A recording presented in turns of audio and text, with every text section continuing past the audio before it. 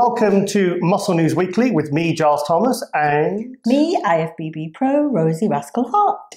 Rosie, how's your week been? My week has been awesome, Giles, but I have had to write down what I've done because the last 2 weeks you've asked me and I've just pulled a complete blank. So this week I've just been busy working with clients because, of course, everyone's starting to compete again now, so... getting clients ready for their shows, and I started a new swing dance class. Swing, not swinger, not swinging or swinger. So yeah, every Monday I'm not off swinging, off to my swing dance class, which was cool because I like to try new things. And I've started my yoga again, and also I had a cool session with a guy that does my Myo-Fascial release massage, and he came into the gym to watch me train and watch how my body functions with certain exercises to see if there was any different ways that he could see that my body would work better with different exercises. So like, say if I want to bring up my lats, he would see how my body functions when I'm doing chins and figure out if there's any exercises that are not working well for me. That's the guy that came around the house with the table. That's the guy that comes around to the house, yes. I've had, as you know, I've had Myo-Fascial release a few times when I had a lot of problems with my traps around my shoulders. And as opposed to straight sports massage, and I did find it beneficial. It feels completely different. It feels like I can't explain it. It's different. It's like different. The burning, and they just pull the myofascial away from the other muscle tissue because it's like a thin layer that goes all around the body. Isn't it structurally stronger than steel? It surrounds the muscle between the... Yes, and it can get very sticky on certain body parts.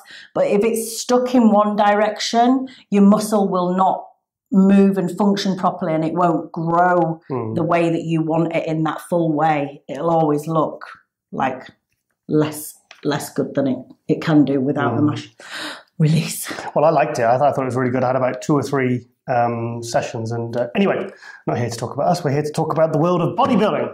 Now obviously this week there's been no major contests, but we're stepping things up a gear with the show, aren't we? We're looking to we're reaching out to a lot of the athletes all around the world to give us regular athlete updates, and obviously with phone technology nowadays it's so easy to get hold of these people now. So who should we go to first on our list? So, should we see what our amazing Sasan... Sasan, I want to go Sasan is first. Up yes, to. Okay, Sasan Heirati. Now, Sasan Heirati is an open pro. He turned professional by winning the 2015 UKBFF British Championships. He won the heavyweights and the overall and got his pro card. He's British, and last year he made his pro debut at I believe he made it at the New York Pro, and I think he took 5th place there, and then he followed that up with 2nd place at the Cali Pro. Many felt he should have won the Cali Pro over the winner, Gerald Williams, someone who we've got quite friendly with, Gerald, who will be featuring next week. And also, I heard that many people did feel that he was robbed at the New York Pro. I hate using that phrase, but the thing is, he's a newcomer. He's up and coming, but he's improving fast. He's working with Chris Aceto, like a lot of like Kamal and a lot of these good athletes seem to be getting it right with him, and he's coming back this year. So let's just cut to a clip so he can give us that update. Check this out. What's up, guys? What's up, Muscular Development? What's up, Rosie? What's up, Giles? So a quick update for you guys on where I'm at with my 2018 IFBB Pro League season. I'm currently 7 weeks to the day out from my first show, which will be the California Pro. I'm working with Chris Aceto as usual, our 5th year working together. And for a second show, we might do the Chicago Pro Winter Strength, which is the first weekend of July. I feel great at 7 weeks out. I'm excited. I am working hard. My mind is switched on, and I'm going to win. So thanks, guys. Keep following my journey, and I'll catch up with you soon.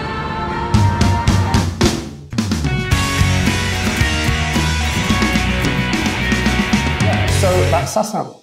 Yeah, brilliant. I'm really looking forward to seeing how he does this year, because even last year he's so complete, isn't he? He's not like, he's hit the pro stage ready, and he'd got his condition, and his pro debut was sharp, wasn't it? And when he won the British, when he got his condition, didn't he? Well, I used to give him a lot of stick for his conditioning because he came up very fast. It was around 2012. 2011. He was an intermediate, and then he went straight into. I actually did the play-by-play for MD for the 2013 UKBFF British Championships, and he won the heavyweights. Now, I actually had on the play-by-play, I had him 4th or 5th because even though he had arguably the most complete physique on the stage, you know me, I love condition, and his conditioning wasn't good.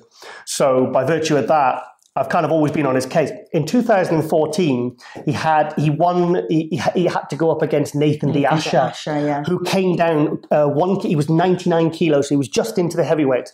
And Sasan was really good that year. He finally got his condition right.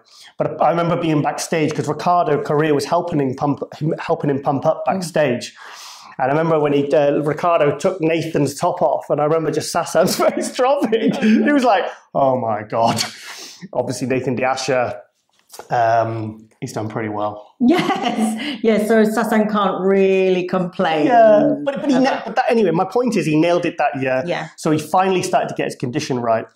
So he came back in 2015, won it, his condition. And I remember in the auditorium at the front, you and me ran up to him, and I said, "Sasan," I says, "Well done, mate. Not just on the win, but getting your condition bang on." And he went, "Oh, Giles, I'm so relieved." He said, "I was so wanting to get get praisal off you because," he said, "I was really worried that that you." The thing is as well with Sasan's physique, it's amazing to see him in condition because it's quite a sight to behold because he's one of those that has that real like sharp lines detail that not everybody has, like on his quads and on the back of his legs and glutes. There's a lot going on with Sasan's physique.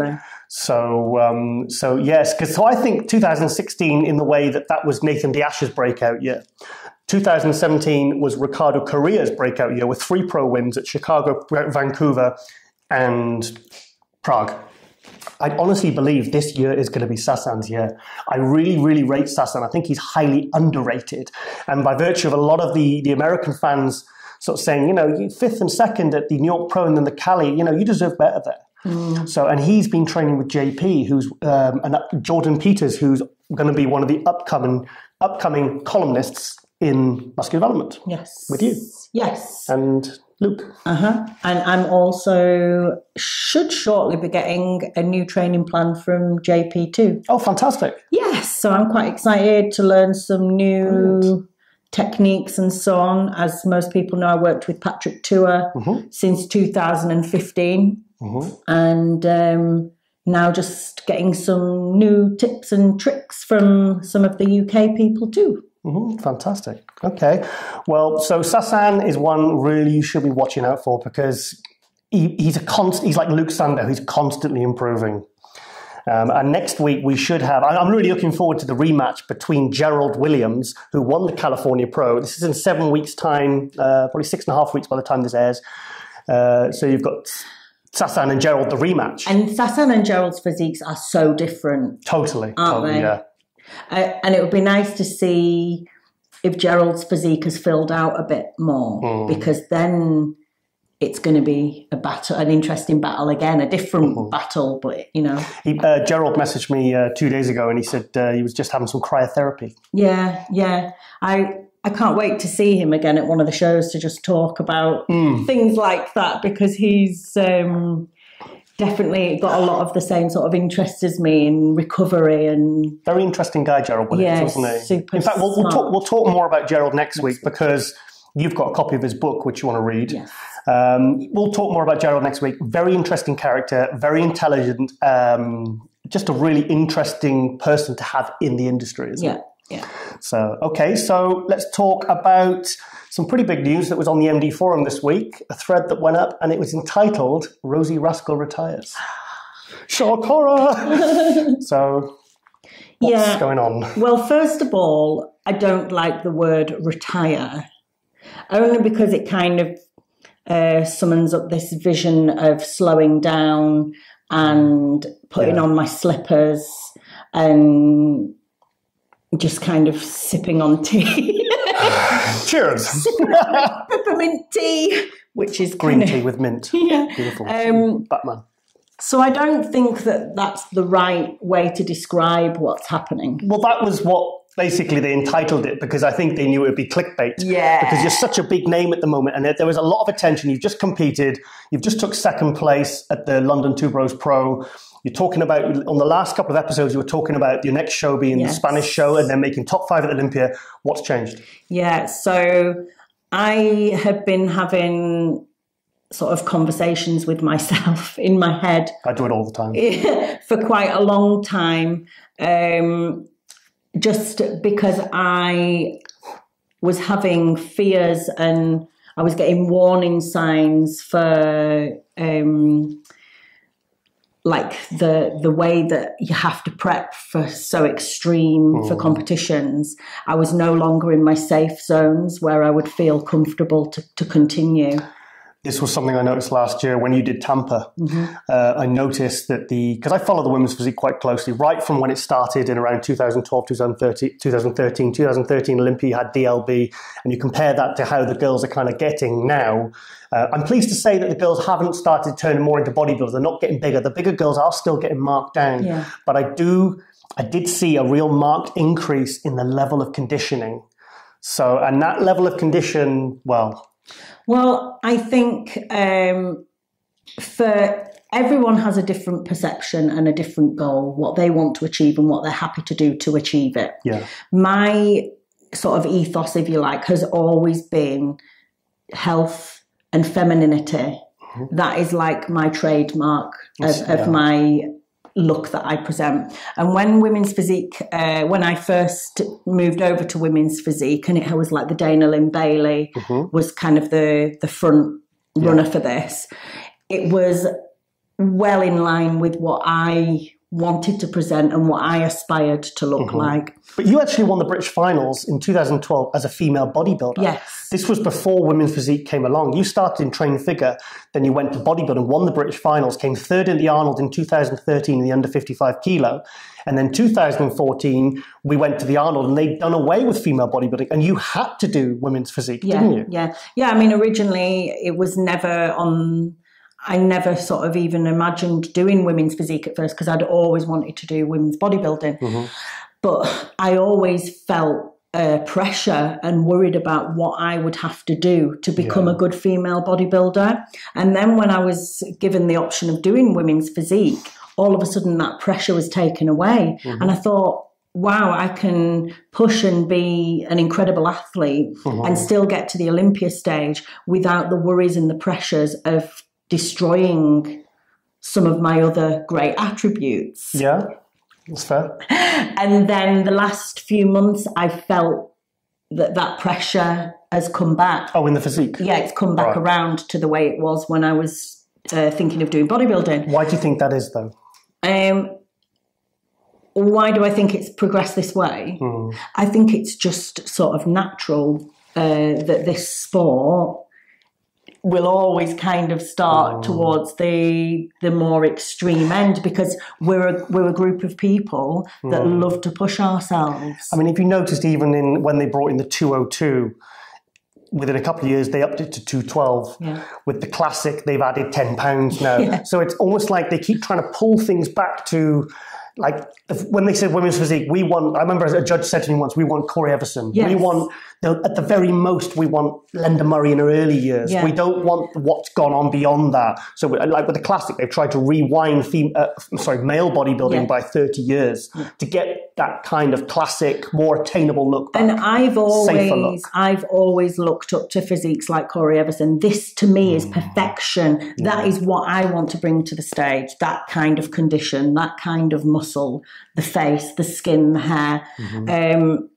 A look of health. A look of health. And the thing is, the reality is, if a woman has to push her condition, and I'm not just talking about body fat, but I'm talking about the dryness and the striations, this is not easy to attain without dropping estrogen to extreme low levels. And I think each woman is different, actually. I think their biochemistry is like slightly different. So each woman will react differently under the same strain. So one woman could perhaps drop estrogen low and feel fine. Right. For someone like myself, when I think my natural setting is quite estrogen dominant. Okay. So when mine goes low, it's like, as you know, in 2016, it's almost like a depression, like I can't function. Yeah. It was hard to witness, really, seeing you like that. I can't train, I have no energy, no personality, and it has bad effects on things like hair and just overall physical and mental health, really. And yeah, something interesting I was thinking about, I have no like scientific information to back this up, but my family, the women, the breast cancer runs in our family. Okay. And obviously, breast cancer is from estrogen, too much estrogen in the body. So to me, I was thinking about this and thinking, oh, well, that would make sense why maybe I am more estrogen dominant. It's something that's in our genes. But yeah, I think for me, I've just all of a sudden, I vocalized my feelings. And as soon as I vocalized it, I realized that I need to have some time away from competing. How long? I think a good 2 years to... Well, you say that. I mean, you just turned 36 last week, 2 weeks ago. And if you look at the 1 and 2 at the Olympia, Juliana Malacan and Jen Taylor, they are mid-40s. Yeah. Mid-40s. And, you know, they present a very nice, beautiful, feminine, you know, condition, but it's just took them maybe longer to get to that point. I think it's very interesting that it's the two of the slightly more mature women that I actually think have nailed the look. Yeah, I think it is something to do with taking your time and building the density and hardness and the maturity through time. Yeah. Yeah. So win the Olympia by the time you're 40. 40, yeah. Well, I always said I didn't want to really compete past the age of 40 anyway. Right. So for me, there's just some real warning signs that my body is giving me to say, do not compete again right now. Do not put your body through a contest prep.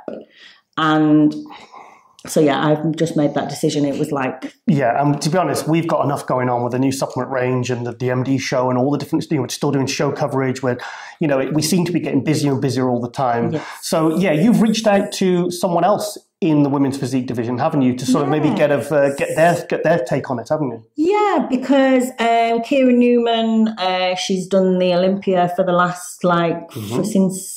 Was her first one 2014 or was it? I think it was 2014, but she took second to Malacan in 2015. Yeah. She took 4th or 5th place in 2016, the one you did where you got 12th.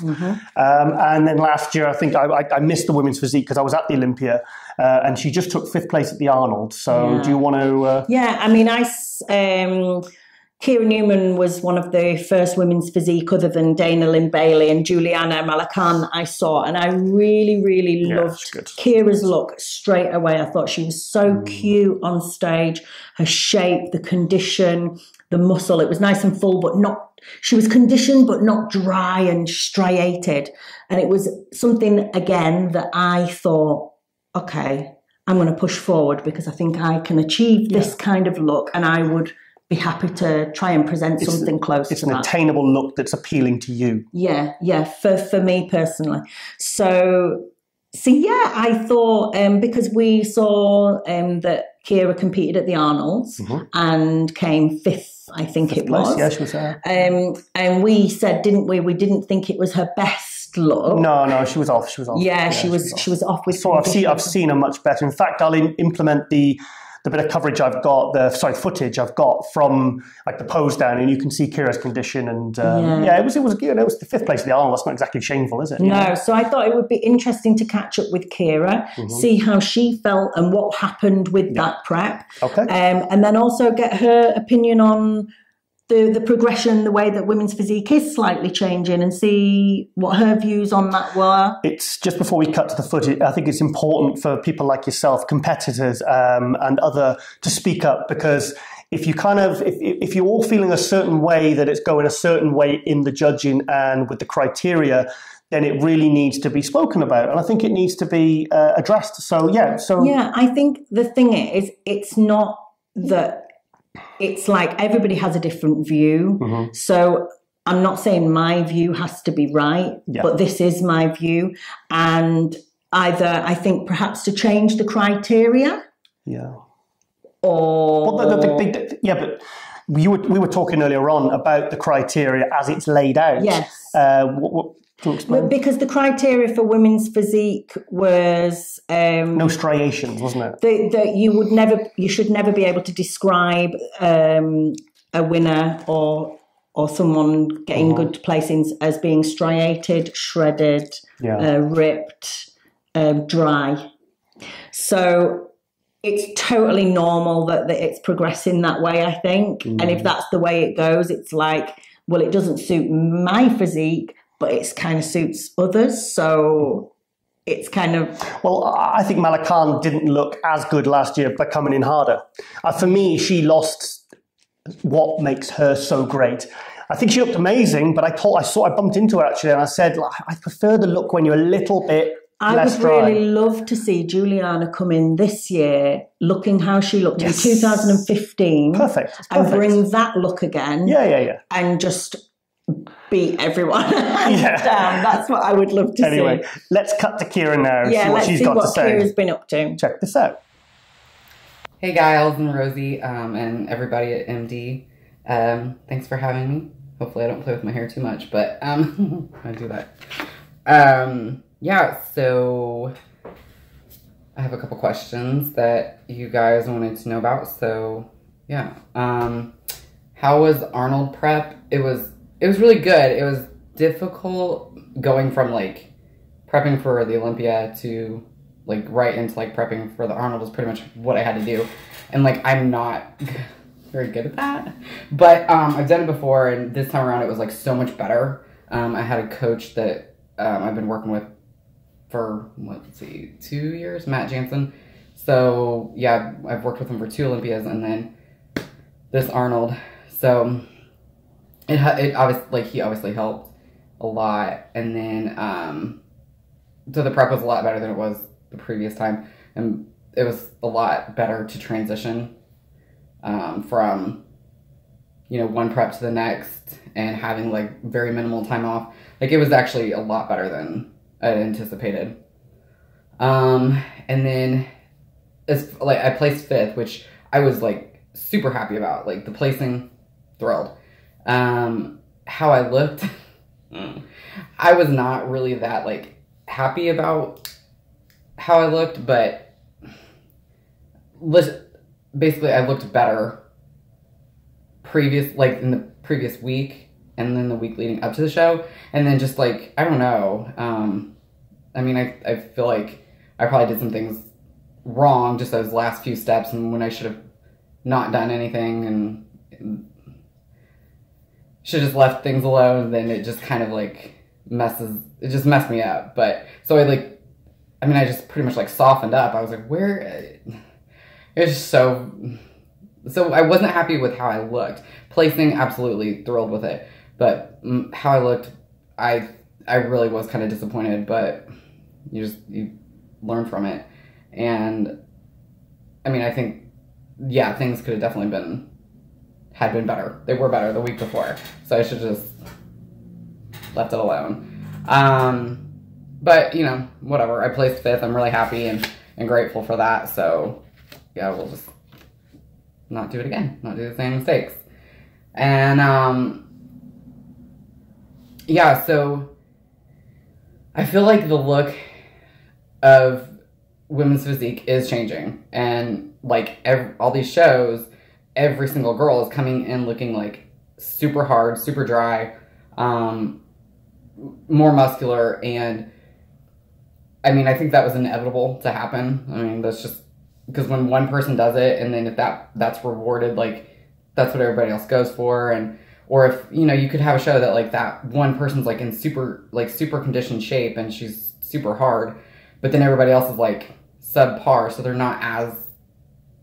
not even like good enough to be in the top couple, if that makes sense, hopefully. So if you do have that drastic change, then the winner who is like super hard and dry, you have everybody shooting for that. So I just think that going into the sport, you have to understand that things change, people change, and it's subjective. So it's not like basketball where you make it or you don't. Like, so you kind of just have to,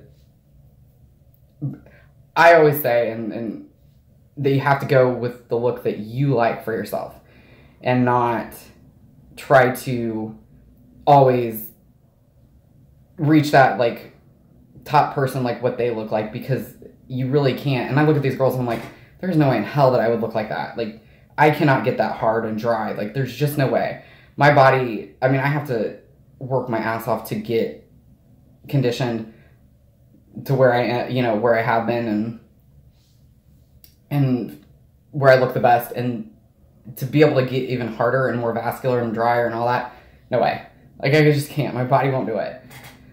But I just feel like the progression it's inevitable. It's going to happen. And do I like it? I mean, I don't think that I'm going to necessarily fit in with it because I just don't, and I can't get like that, but I just think that it's kind of like that natural evolution of anything. It happens.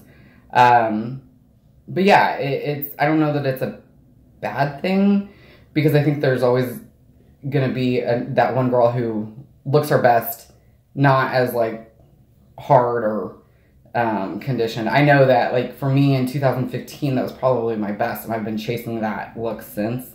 And it's so weird. I'm like, why can't I just, what am I doing wrong? And I don't know. So for me, that was, and I was hard and conditioned, but I wasn't like overly dry and super vascular. But again, that was what looked the best for me. So like I said, hopefully I can get back to that. Going into this next prep for this Olympia 2018. I'm forgetting what year it is. But as far as that goes, I think we're like 22 or 21 weeks out or something. So yeah, that's pretty much now just focus on that. And so my girlfriend and I own a gym currently in downtown Indianapolis. But we're going to be building a new gym, just pretty much right down the street. So that's my current project and focus right now. So that's going to be really fun to work on and probably stressful, but it'll be rewarding as well. So, and then other than that, just trying to, figure out like what is it that I want to do when I'm done competing? Because I always had that thought in my head, like, okay, is this going to be my last show? Because I've been competing for 11 years. So, like, some point, I'm going to have to hang up the bikini. Because, I mean, there's, at some point I'm going to have to. So, then I just want to focus on, like, how to continue to stay passionate and motivated in the sport or in fitness in general. And then, what I can, like, build from that. So, yeah, I think that's always, trying to like develop yourself and grow, because I want to be more than just a competitor. But yeah, hopefully I answered some riveting questions and gave you guys some good answers. And yeah, thank you for having me, and hopefully you enjoyed this. Go hit the button.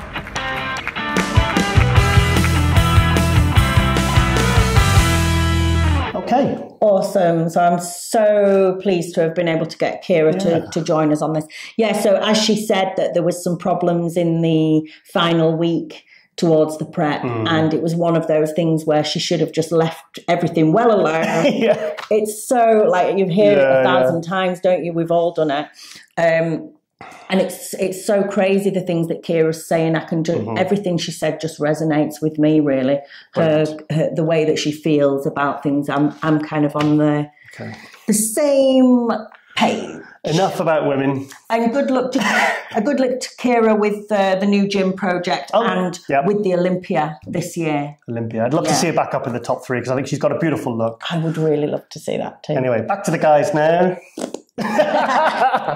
Okay, let's talk about... Let's just cut to a little bit of footage from Rosie's interview with a kid called Nicolas Vullioud. We'll bring it, it'll come up on the screen. This is an interview Rosie did for MD for Madrid and Barcelona at the Arnold Europe at the Expo. Check this out. Hey, Rosie Rascal here with musculardevelopment.com. We're here at the Arnold's Europe 2017. I've just grabbed hold of Nicolas Vullioud, amazing competitor. And we're going to have a little chat, see what he's up to. He's not competing this weekend. He's just here on working on his sponsor stand, M&X. So you did your pro debut earlier this year, wasn't it? Yeah, so I did my first pro show in Charlotte. So it was in April. I placed 3rd, so that's pretty good start. And then I had to relax a little bit because I had a long prep. So now I started again, and then I will see for next year. Okay, so that was your interview. That was your first MD assignment interview, wasn't it? Who did you interview at that show? The first person I interviewed with Nathan D'Arshar. Your hands are shaking. I know. He's shaking. And Brandon Curry, Cedric and Nicholas. And I think that was it. And then we did the wrap-up anyway. Yes, so anyway, let's cut to a bit of updated footage of Nicolas. This was taken, yesterday for us. So check this out.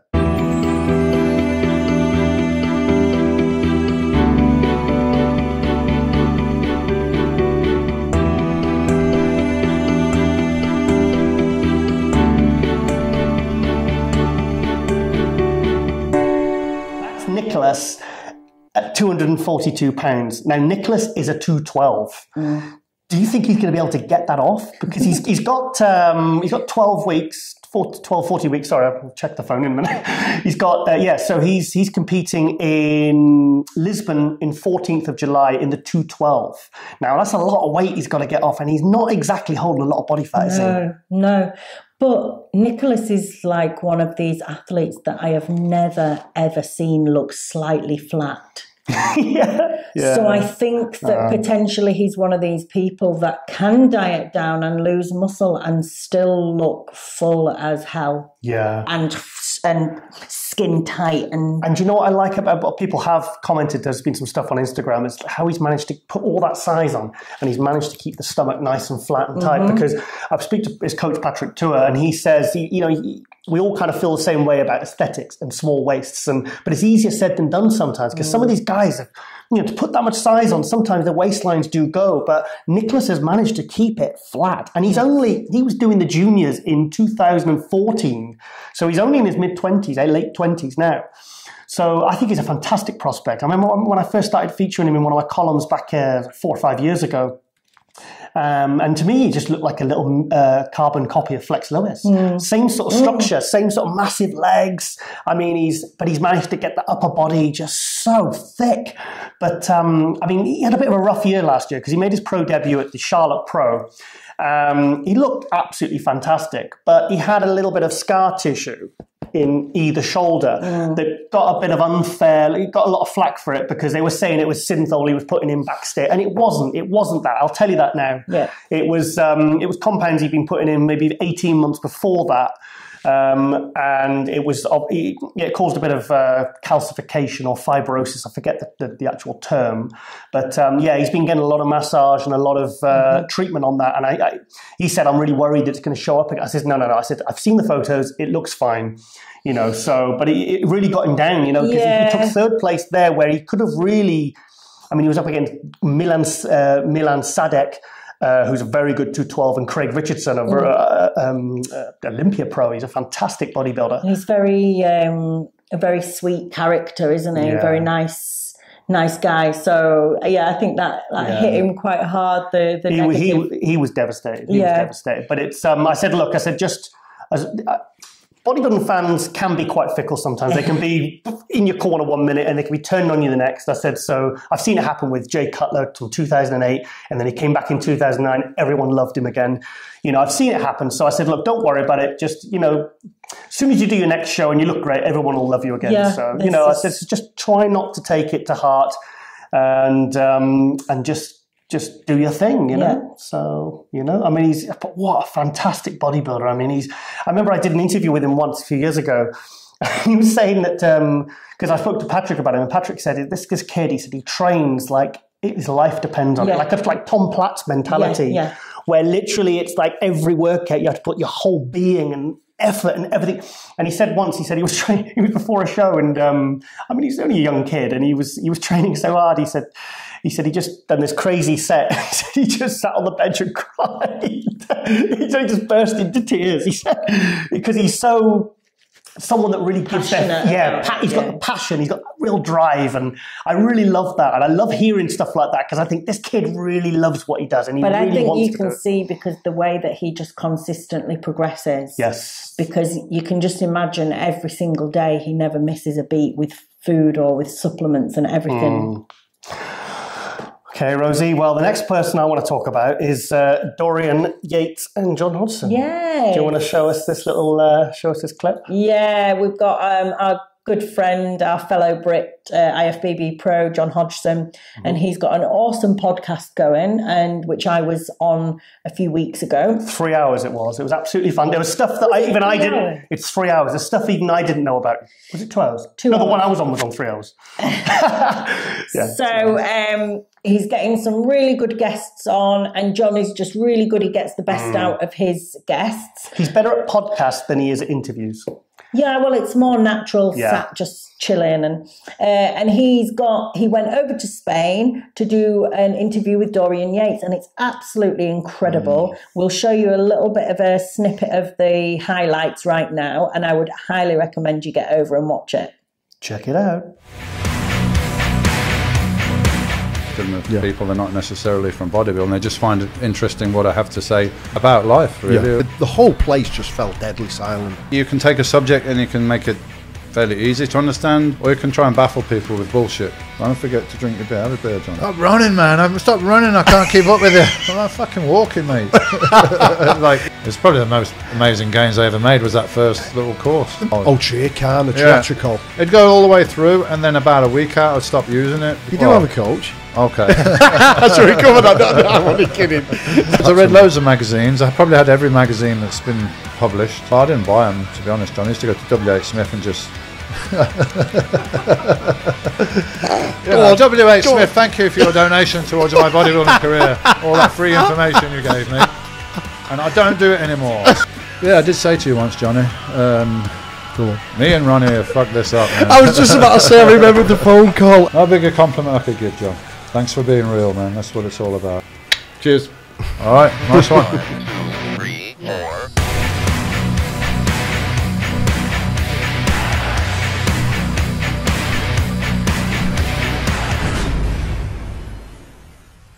That was absolutely awesome. I can't wait to see that. Yeah. So, and I love the way he's actually managed to get over to Spain to do his job. I know. I can really relate to that, because I've been all over the world, covering shows, and it's nice when you can combine having fun, and doing your job as well. So much fun, and just really cool to see two bodybuilding legends from the old school days just chatting away. It's awesome. Yeah, 2 peas in a pod, them two. Yeah. Okay, let's talk about international news. Now, there's Regan Grimes was a competitor I saw at Tampa. I was aware of him, a new guy. He's only 26 years old, 25, 26.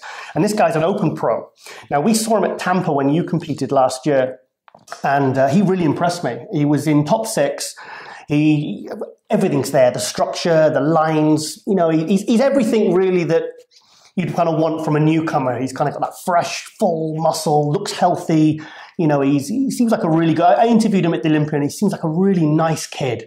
And it's funny, when I interviewed him, when he's like off season, he looks about 18 in the face. He looks so young in the face. But he's... so anyway, the story went, he decided to go to Kuwait, to Oxygen Gym, and, try some of that anabolicchicken. So he went over there, and it didn't really work out for him.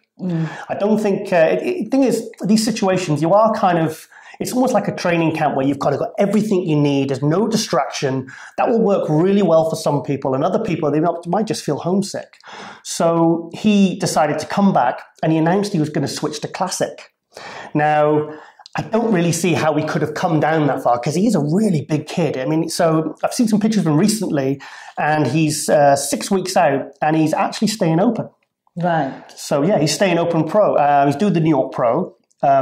It's funny because people were commenting saying... Because everyone was saying that he was silly to go down to classic, weren't they? He would have had to chop a leg off to do, because he would have just looked ridiculous. I don't see how he could have got enough size off to make the weight. Yeah. So it's funny because he said he was... people were saying on the forum that 6 weeks out, they said he looks behind. And I'm saying, yeah, but these young kids... they can get ready quick, and they can change really fast. Luke Sandow, I've seen people who's in his late 20s now. You know, people were saying 8 weeks out when he went over to California to do a shoot for his clothing sponsor, Iron Rebel. People were messaging me, you know, and saying, he's 8 weeks out. He looks like he looks like 12. He doesn't even look 12 weeks out. I said, no, these young guys can get it. And especially the guys, really thick guys, they can get in condition quite quick. When I was 28 years old, I did a contest and I was dieting for the Britain finals, and it was a 12-week diet. And 4.5 weeks in, I decided to do another show 5.5 weeks in, because I was ripped. I was ready. I was literally ready. I literally dieted in 4 weeks. So I had to come off my diet and then go back on to do the other show, which I eventually did as well. But so Regan Grimes, there's a physique that I'm really glad has stayed open, because I think a lot of the bodybuilders are switching to classic. I think the classic's going to get cluttered quite quick. But so pretty good. So I'm really happy he stayed there anyway. Yeah, I think there'll be some happy people with that decision. Yeah, and also going back to you, Rosie, we were sent some footage today of your posing routine from the Two Bros Pro. So I think we'd be amiss to not show an excerpt of that. So just check this out. This is Rosie's posing routine at our last pro contest, probably the last for a couple of years by the sounds of it. So just check this out, see what you think.